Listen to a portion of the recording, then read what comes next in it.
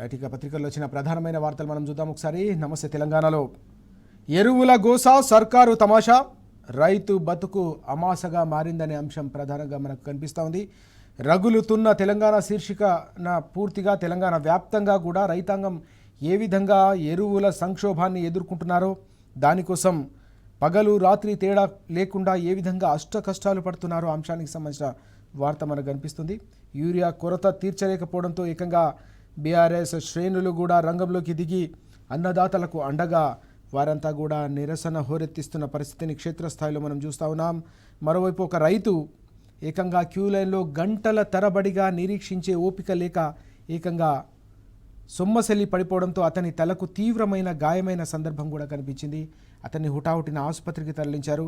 దాదాపు అనేక రోజులుగా ఎరువుల కోసం ఆయన గంటల తరబడిగా క్యూలైన్లో నిలబడి తన వయసు సహకరించక, ఆరోగ్యం సహకరించక ఏకంగా నిన్న కుప్పకూలిపోయిండు. మెట్లపై నుంచి ఒక్కసారిగా కింద పడడంతో అతని తలకు తీవ్రమైన గాయమైంది. రక్తస్రావం కూడా అయింది. మనం చూస్తున్నాం మొత్తం అతని అంగి అంతా కూడా తడిసిపోయిన పరిస్థితిని మనం చూస్తున్నాం. ఈ క్రమంలోనే రైతాంగం పడుతున్న కష్టాలు కన్నీళ్లకు ఇది ఒక సాక్ష్యంగా కూడా నిలుస్తుంది. వాస్తవ పరిస్థితి ఏ విధంగా ఉందో ఇది మరోసారి అద్దం పడుతున్న పరిస్థితి కూడా మనకు కనిపిస్తూ ఉంది. యూరియా కోసం పూర్తిగా అట్టుడుకుతోంది తెలంగాణ అంతా కూడా, రైతాంగం అంతా కూడా పూర్తిగా అవస్థలు పడుతున్న అంశం కూడా మనం ఇక్కడ చూస్తూ ఉన్నాం. యూరియా దొరకకుండా రైతు ఆగమవుతూ ఉంటే, రైతు బతుకు భారం అవుతూ ఉంటే ప్రభుత్వం మాత్రం కృత్రిమ కొరత సృష్టిస్తున్నారని చెప్పేసి చెబుతున్న వాదన ఏదైతే ఉందో ఇది పూర్తి స్థాయిలో రైతాంగంలో మరింత ఆగ్రహానికి కారణమవుతున్న అంశం కూడా కనిపిస్తుంది. ఈ క్రమంలోనే నిన్న మనం చూసాం అనేక ప్రాంతాల్లో కూడా నిరసనలు హోరెత్తాయి. యూరియా కొరత తీర్చాలని నిన్న నర్సాపూర్ ఎమ్మెల్యే సునీత లక్ష్మారెడ్డి గారు కూడా చండూరు చౌరస్తాలో నిరసన వ్యక్తం చేసిన అంశం, పోలీసులు అరెస్ట్ చేస్తున్న విషయం కూడా మనం ఇక్కడ చూస్తూ ఉన్నాం. దీంతో పాటుగా వాస్తవానికి పూర్తి స్థాయిలో ఎక్కడ పడితే అక్కడ కొరత కనిపిస్తూ ఉంటే రైతాంగం అంతా కూడా ఈ సంక్షోభాన్ని ఎదుర్కోలేక రోజుల తరబడిగా నిరీక్షిస్తూ ఉంటే మనం చూసాం. నిన్న ముఖ్యమంత్రి ప్రకటన, కొందరు కావాలనే ఎరువుల కృత్రిమ కొరత సృష్టిస్తున్నారు, యూరియా దొరకట్లేదని భయపెట్టడంతో రైతులు తెల్లరాంగనే లైన్ కడుతున్నారని ఈ మధ్యకాలంలో ప్రభుత్వం చెప్తున్న వాదన అయితే ఉందో దీనికి సంబంధించి నిజంగానే కృత్రిమ కొరత సృష్టిస్తున్నది ఎవరో తేల్చాల్సింది ఎవరు? మరి నిజంగానే ప్రభుత్వమే కదా, చర్యలు తీసుకోవాల్సింది కూడా ఎవరు? బ్లాక్ మార్కెట్కు పోతున్నదని చెప్పేసి బీఆర్ఎస్ కూడా చెప్తున్న నేపథ్యంలో అధికారం కూడా ఉండి ఎందుకు ఆపలేకపోతున్నారనే అంశాన్ని ఇప్పుడు తెలంగాణ సమాజం అంతా కూడా ప్రశ్నిస్తున్న అంశం కూడా మనకు కనిపిస్తుంది. ఈ మాటలన్నీ కూడా డొల్ల మాటలని కూడా చెప్పి తేల్చి చెబుతున్న సందర్భం కూడా మనం చూస్తున్నాం. అలాగే యూరియా కొరత దేశమంతా ఉన్నది, నిజమైన రైతులు పొలంలో ఉన్నారు. బస్తాల కోసం బజార్లో వస్తున్న వాళ్ళందరూ కూడా రైతులు కారు అంటూ వ్యవసాయ మంత్రి చేసిన వ్యాఖ్యలు కూడా మనకు కనిపిస్తూ ఉన్నాయి. దీనిపై కూడా రైతాంగంలో ఆగ్రహం వ్యక్తమవుతుంది. సాగు పనుల్లో ఉండాల్సిన రైతుని బజారుకు లాగిందెవరు? బస్తా యూరియా కోసం పడిగాపులు పడేలా చేసిందెవరంటూ సూటిగా ప్రశ్నిస్తున్న సందర్భం కూడా మనం చూస్తున్నాం. అసలు యూరియాని ఇవ్వకపోతే ఇక పొలానికి పోయి రైతు ఏం చేస్తాడని చెప్పేసి కూడా ఇక్కడ సూటిగా ప్రశ్నిస్తున్న అంశం.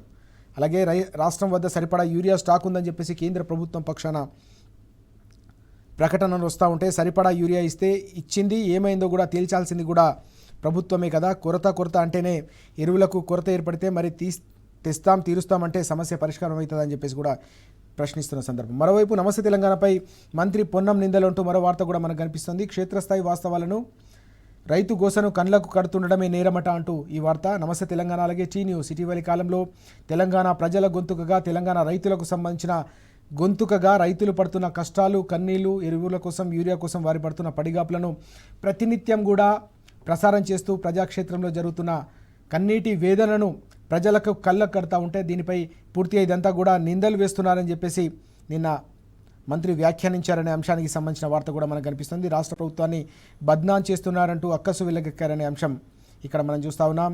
యూరియా కొరత తీర్చడానికి బదులు పత్రిక అలాగే టీ న్యూస్పై ఉల్టా నిందలు వేస్తారంటూ కూడా ఈరోజు రైతాంగం ప్రశ్నిస్తున్న సందర్భం కూడా మనకు కనిపిస్తూ ఉంది. అలాగే యూరియా జీరో అంటూ వన వార్త కూడా చూస్తున్నాం. మార్క్ఫెడ్ వద్ద అడుగంటిన బఫర్ స్టాక్ అంటూ మొత్తం 3 లక్షలు ఉండాల్సిన చోట బఫర్ స్టాక్ కేవలం 12,000 మాత్రమే ఉందంటేనే పరిస్థితి ఎంత దారుణంగా ఉందో మనం అర్థం చేసుకోవచ్చు. ఈ సమయానికి వాస్తవానికి 3 లక్షలు అంటే దాదాపు కేవలం 12,000 మాత్రమే ఉందంటే ఎంత దారుణంగా రైతాంగానికి ఇబ్బంది ఎదురవుతుందో కూడా మనం అర్థం చేసుకోవచ్చు. ముందస్తు నిల్వల్లో మార్క్ఫెడ్ అలాగే వ్యవసాయ శాఖ పూర్తిగా విఫలం కావడం వల్ల ఈ పరిస్థితి తలెత్తిందనేది స్పష్టంగా అర్థమవుతుంది. ఆర్థిక భారం తగ్గించుకునేందుకే బఫర్ స్టాక్కు కాంగ్రెస్ కూత పెట్టింది కాబట్టే ఈ పరిస్థితి తలెత్తింది. అలాగే తెలంగాణకు వచ్చిన యూరియా ర్యాక్లను పక్క రాష్ట్రాలకు కూడా తరలించారనే ఒక కీలకమైన అంశం కూడా మనం చూస్తున్నాం. మనకు వాస్తవానికి యూరియా వచ్చినప్పటికీ కూడా ఇక్కడ ర్యాకులు పక్క రాష్ట్రాలకు తరలించడంతోనే పూర్తిగా ఈ సమస్య ఇంత తీవ్ర రూపం దాల్చిందనేది మనకు ప్రధానంగా అర్థమవుతున్న అంశం, తెలంగాణ సమాజానికి కూడా అర్థమవుతున్న అంశం. ఇక మరొక కీలకమైన విషయాన్ని తీసుకుంటే మనం నిన్న ఘోష్ రిపోర్ట్ చెల్లదంటూ మరో కీలకమైన పరిణామం, కాళేశ్వరంపై ఏకపక్షంగా విచారణ, నివేదికతో పాటు కమిషన్ ఏర్పాటు జీవో రద్దు చేయాలంటూ నిన్న కీలకమైన అంశాన్ని మనం చూసినాం. రాజకీయ దురుద్దేశంతోనే కమిషన్ ఏర్పాటు, హైకోర్టులో కేసీఆర్ గారు అలాగే హరీష్ రావు గారు పిటిషన్ వేశారు. రిపోర్ట్పై ముందుగా అసెంబ్లీలో చర్చిస్తారా లేక చర్యలకు ఆదేశిస్తారా అంటూ ప్రభుత్వానికి హైకోర్టు సూటిగా ప్రశ్నించిన అంశం కూడా మనకు ఇక్కడ కనిపిస్తోంది. ఈ ఘోష్ పీసీ ఘోష్ గారి నివేదిక ఏదైతుందో ఈ నివేదికకు సంబంధించిన అంశంపై మనం చాలా రోజులుగా దీనిపై చర్చిస్తున్నాం. దీంట్లో ఇది పూర్తిగా వ్యక్తి ప్రతిష్ట దెబ్బతినేలా కమిషన్ వ్యవహారం ఉందనేది నిన్న ప్రధానంగా హైకోర్టు వేదికగా జరిగిన వాదనల సందర్భంగా కావచ్చు తెరపైకి వచ్చిన అంశం కనిపిస్తోంది. సహజ న్యాయ సూత్రాలకు విరుద్ధంగా ఈ పూర్తి నివేదిక ఉందనే అంశం కూడా మనం చూస్తూ ఉన్నాం. వ్యక్తిగత నిర్ణయాలే కారణమని తేల్చే ముందు ఎలాంటి నోటీసులు కూడా ఎందుకు కమిషన్ ఇవ్వలేదు, కమిషన్ నోటీసులు ఇవ్వకుండా ఏకపక్షంగా ఏ విధంగా వ్యక్తిగత ఇమేజ్ని వ్యక్తి ప్రతిష్టను దెబ్బతీసేలా కమిషన్ వ్యవహరిస్తుందనేది ఇక్కడ వివాదంగా మారుతున్న అంశం మనకు కనిపించింది. సాక్షుల క్రాస్ ఎగ్జామిన్కి కూడా అవకాశం ఇవ్వకుండా, నిర్దోషిత్వం నిరూపించుకునే ఛాన్స్ కూడా ఇవ్వకుండా ఏ విధంగా సాక్షి పైన అభియోగాలు మోపుతారనేది ఇక్కడ ప్రధానంగా చర్చకు దారితీసిన అంశం, ప్రస్తావనకు వచ్చిన పరిస్థితి కూడా మనం చూస్తూ ఉన్నాం. నివేదికను అసెంబ్లీలో పెట్టకుండా దీనిలోని వివరాలను సీఎం ఎలా బహిర్గతం చేస్తారనే విషయం కూడా నిన్న తెరపైకి వచ్చింది. శిక్ష విధించే అధికారమే కమిషన్కు లేదు, జరుగుతున్న తప్పుడు ప్రచారాన్ని అడ్డుకోండి, నివేదిక ఆధారంగా పిటిషనర్లపై చర్యలేవి తీసుకోకుండా మధ్యంతర ఉత్తర్వులు ఇవ్వండి, బీఆర్ఎస్ తరఫు న్యాయవాదుల వాదన అంటూ ఈ సమగ్రమైన అంశం మనం చూస్తున్నాం. రిపోర్టుపై శాసనసభలో చర్చించాక చర్యలకు ఆదేశించాక సభ ముందు పెడతారా అంటూ ప్రభుత్వంపై నిన్న వివరణ ఇవ్వాలని చెప్పేసి నిన్న హైకోర్టు కూడా సూటిగా స్పష్టం చేసిన అంశం కూడా కనిపిస్తోంది. ఇక ప్రాణత్యాగానికి సిద్ధమైన నేతపై ఈ విధంగా నిందలు వేస్తారంటూ బీఆర్ఎస్ నాయకులు హరీష్ రావు గారు సూటిగా ప్రశ్నించిన అంశం కూడా మనకు కనిపిస్తూ ఉంది. ఈ అంశంపై పీసీ ఘోష్ నివేదిక నేపథ్యంలో ఈ నివేదిక చెల్లదు అని చెప్పేసి నిన్న హైకోర్టు వేదికగా బీఆర్ఎస్ తరఫు న్యాయవాదుల వాదన, ఇతర కీలక అంశాలు కూడా ఇక్కడ మనకు ప్రధానంగా కనిపిస్తూ ఉన్నాయి. దీంతో పాటుగా తూచ్ ఢిల్లీకి వెళ్ళలే, సుదర్శన్ రెడ్డి నామినేషన్కు హాజరు కాని రేవంత్, అధిష్టానం పిలవలేదా, బీజేపీకి భయపడ్డారా, ప్రభుత్వ రాజకీయ వర్గాల్లో పెద్ద ఎత్తున చర్చ అంటూ మరో కీలకమైన అంశం కూడా కనిపిస్తూ ఉంది. ఉపరాష్ట్రపతి ఎన్నికలకు సంబంధించిన నామినేషన్ ప్రక్రియకు హాజరు కాని సీఎం అంటూ ఈ వార్త, ఎందుకోసం హాజరు కాలేదనే దానిపై ఇప్పుడు రాజకీయాల్లో చర్చ జరుగుతున్న పరిస్థితి. అధిష్టానం పిలవలేదా లేక బీజేపీకి భయపడి వెళ్లకుండా ఉండిపోయారా అనేది ఇప్పుడు ప్రధానంగా మనం చూడాల్సిన అంశంగా మనం భావించాలి. ఇక మాట తప్పిన సర్కార్కు తడకా చూపిస్తామంటూ ఉద్యోగులు సమరశంఖం పూరిస్తున్న అంశం కూడా మనకు కనిపిస్తూ ఉంది. ఇక తాడో పేడో తేల్చుకునేదాకా వదలబోమని చెప్పేసి ఉద్యోగ జేఏసీ జాయింట్ యాక్షన్ కమిటీ ప్రకటించింది. జాయింట్ యాక్షన్ కమిటీ తీసుకున్న కీలకమైన నిర్ణయం మనం చూస్తున్నాం. అక్టోబర్ 12వ తేదీన ఏకంగా ఎల్బీ స్టేడియంలో భారీ బహిరంగ సభ నిర్వహించాలని కూడా ఉద్యోగ సంఘాల నేతలు కీలకమైన నిర్ణయం తీసుకున్నారు. ఇప్పటికే వారు కార్యాచరణ కూడా ప్రకటించారు. దసరా వరకు కూడా కార్యాచరణ ప్రకటించిన సందర్భాన్ని మనం చూసినాం. త్వరలో రాష్ట్ర వ్యాప్తంగా కూడా బస్సు యాత్ర చేపట్టి తమకు జరుగుతున్న అన్యాయం కావచ్చు, ప్రభుత్వం ఇచ్చిన హామీలు నెరవేర్చకుండా ఏ విధంగా ప్రజలనే కాదు చివరికి ప్రభుత్వ ఉద్యోగులను కూడా ఏ విధంగా అన్యాయం చేసిందో ఆ అంశంపై తప్పకుండా ప్రజల్ని కూడా చైతన్యపరుస్తాం, ప్రభుత్వ హామీలు డొల్లా అని చెప్పి మరోసారి రుజువు చేస్తామనే విషయాన్ని వారు నిన్న కుండబద్దలు కొట్టిన సందర్భం కనిపించింది. సెప్టెంబర్ 1న ఓపీఎస్ కోసం పెద్ద ఎత్తున ధర్నాకు కూడా వారు సిద్ధమవుతున్నారు.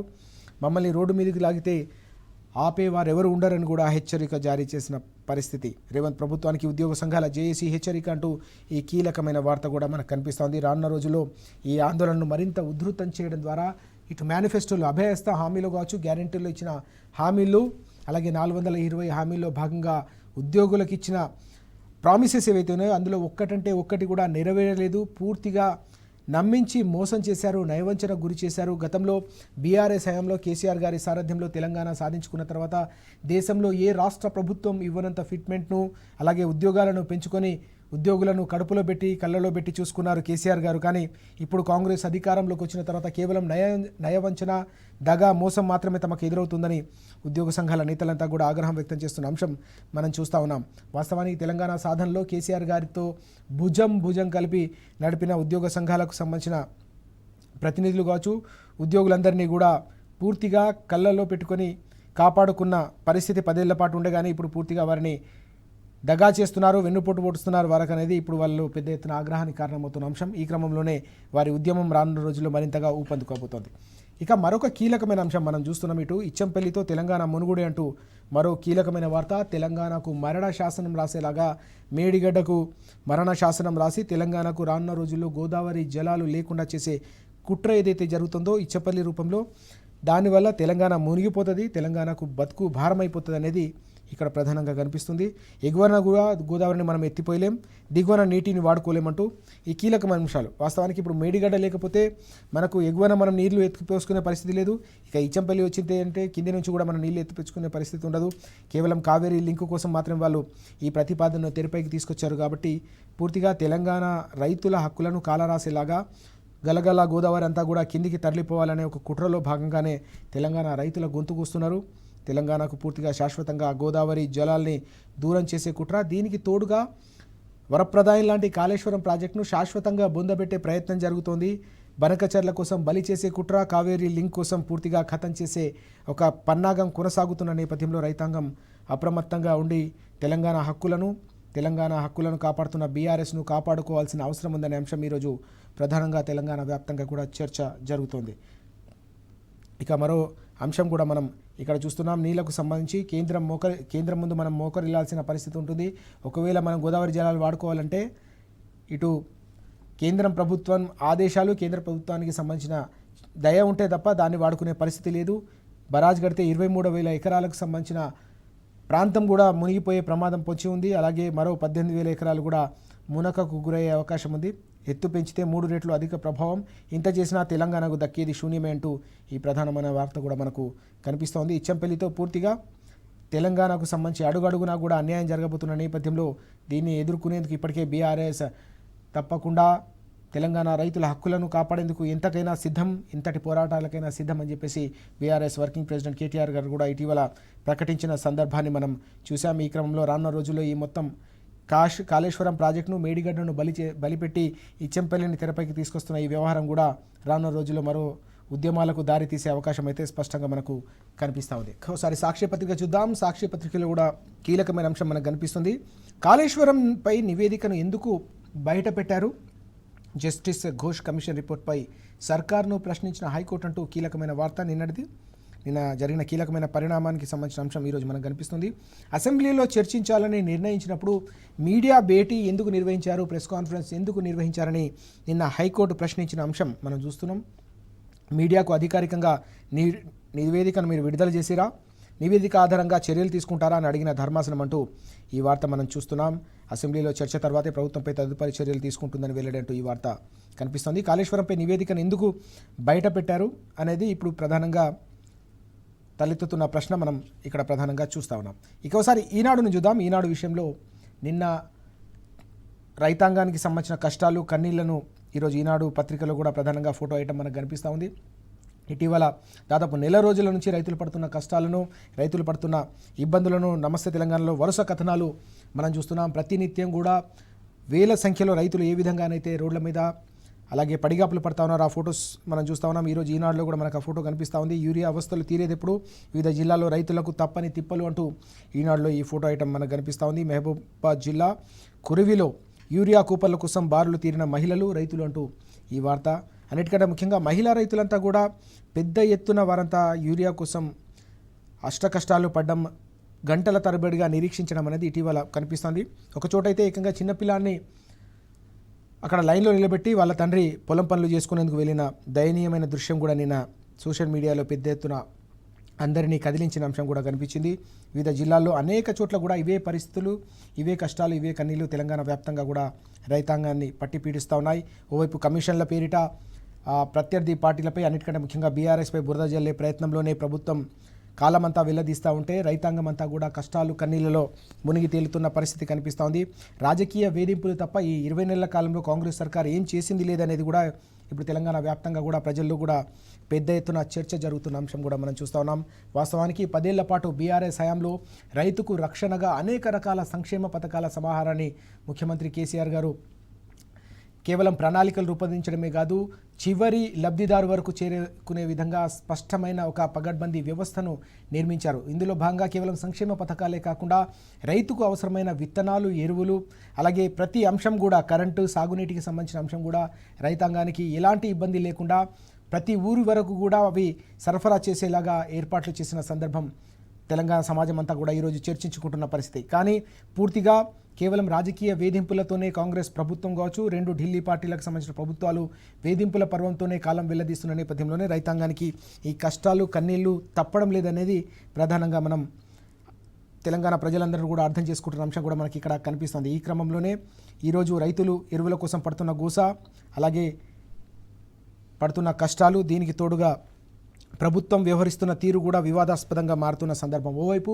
స్పష్టంగా ఎరువులకు సంబంధించి, యూరియాకు సంబంధించిన కొరత కావచ్చు, సంక్షోభం కనిపిస్తున్నా కూడా ఇది కృత్రిమమైన కొరత అనే వాదన కూడా ఇప్పుడు వివాదంగా మారుతున్న అంశం కూడా మనకు కనిపిస్తోంది. దీనికి తోడుగా లైన్లలో నిలబడుతున్న వాళ్ళు అసలు రైతులే కాదని చెప్పి తెరపైకి తీసుకొస్తున్న వాదనపై కూడా రైతాంగం తీవ్ర స్థాయిలో ఆగ్రహం వ్యక్తం చేస్తున్న అంశం కూడా కనిపిస్తోంది. కళ్ళ ముందు వేల సంఖ్యలో ప్రతి మండలంలో కూడా రైతాంగం ఈ విధంగా రోజుల తరబడిగా అర్ధరాత్రి నుంచి పడిగాపులు పడి వారు క్యూ లైన్లలో ఆధార్ కార్డులను, పాస్బుక్లను, చివరికి చెప్పులను, కొంతమంది అయితే చివరికి క్యూ లైన్లోనే నిన్న రైతు ఒకతను పడుకున్న దయనీయమైన దృశ్యం కూడా మనం చూసినాం. ఇలాంటి దృశ్యాలు కళ్ళ ముందు కనిపిస్తున్నా కూడా మీరు ఏ విధంగా మభ్యపెట్టే ప్రయత్నం చేస్తారని కూడా రైతాంగం ఈరోజు సూటిగా ప్రశ్నిస్తున్న అంశం కూడా మనం కనిపిస్తూ ఉంది.